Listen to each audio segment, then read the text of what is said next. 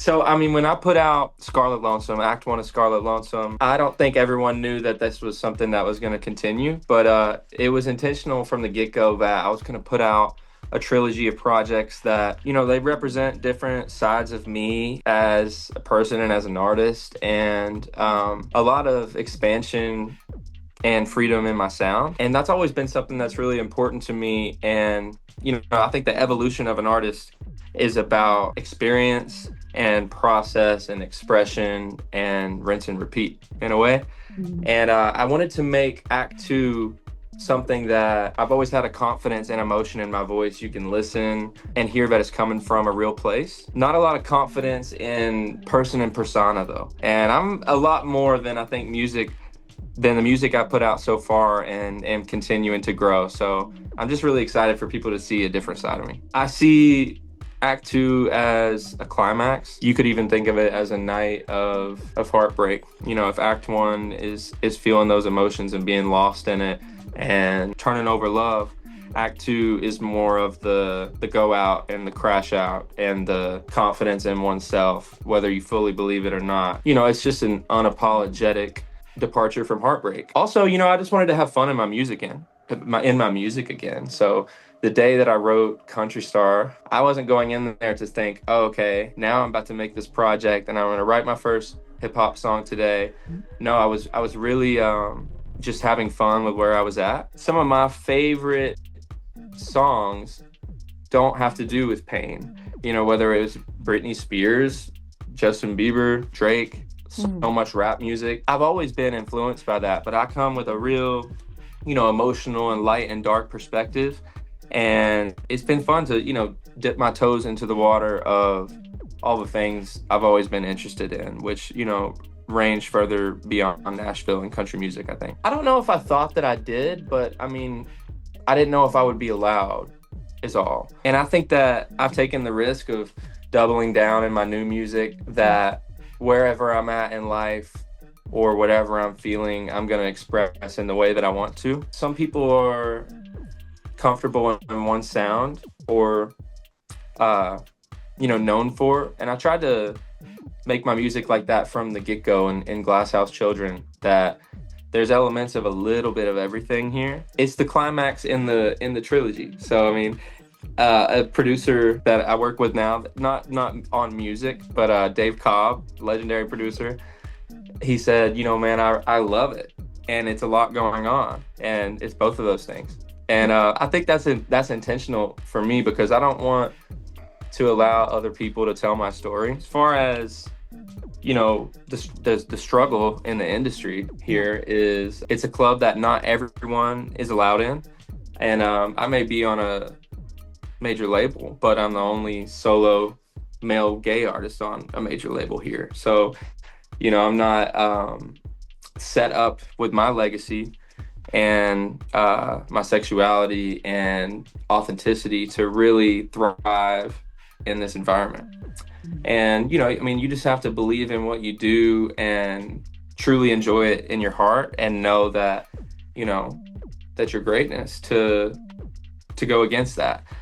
So I think that, country music, people just need to have a little bit more fun. Write a song that's a little bit different than the one you were going to reference, talking to some people, and, and take risks. The first song I ever put out was The Lost Grandchild's Plea, and it's very bluegrass, and it was about my late sister and I not meeting Hank and Audrey, our grandparents. They passed long before we came along. I knew my influences were way different than that, but that's what I wanted to do at the time.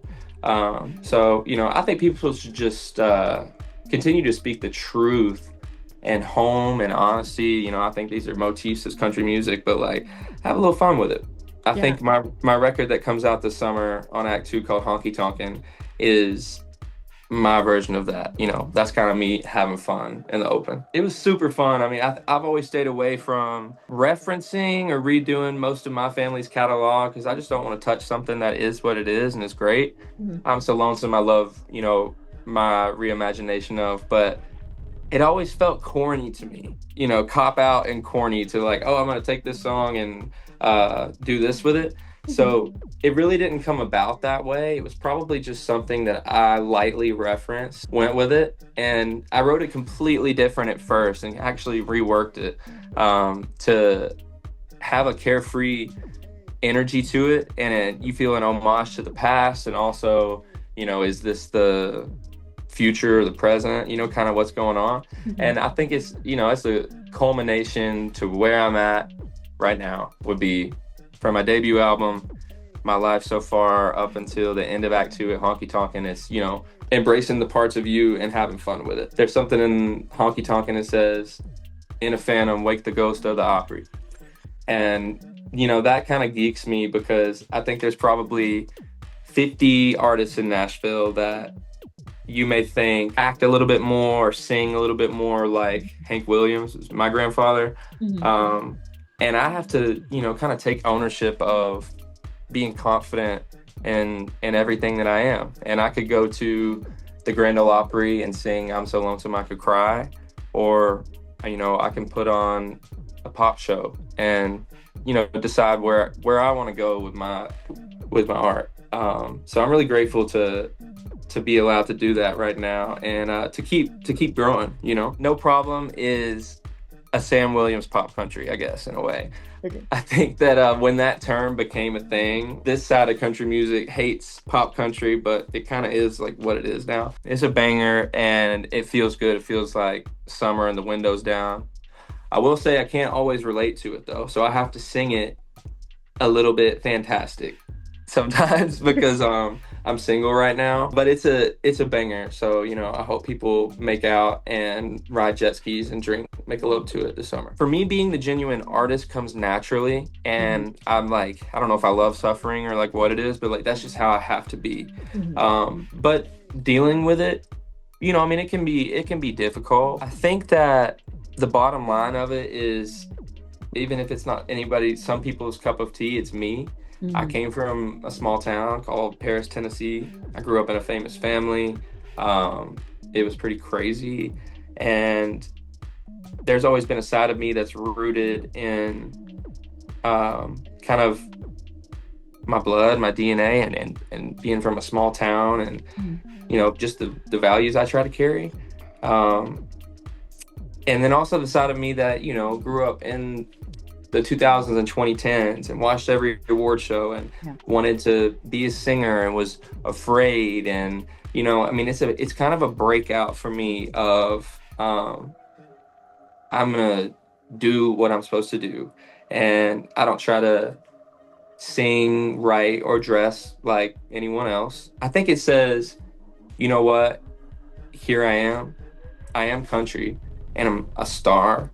And right now, I'm not selling out headline tours all over the world, but I know who I am, Mhm. and I know that I'm capable of big things. And you got to take risks and push yourself in different directions to get where you're going. That's one of the things that I am the worst at, because if you could see a documentary of me making Act One and Act Two, it's just a lot. And I'm a Gemini, so that doesn't help. Honestly, several of the songs on Act Two were like the hip hop verses. I mean, I wrote extremely quickly, and I just kind of get connected to sounds pretty quick. I think I was just like bursting with excitement. Like writing Fugitive was done so quickly. I will come up with some crazy idea, this picture. I'm like, are y'all seeing this? Does this Mhm. make sense to you guys? But on Act Two, I mean, it's different from my other projects that the majority of have been cut in Mhm. the studio, all live instruments. Act One's all live instruments, a lot of attention to detail in the sonics. And Act Two is my first time working with hip hop based producers. Maybe what I should do next from now on is start. I need a GoPro and you start recording my sessions, Mhm. because they're pretty interesting. I think I present this pretty artful and mysterious kind of aura and Mhm. stuff, but in real life, I'm kind of super goofy, and like I'm the person that there's so many bad pictures of because they're doing that smile, you know? Mhm.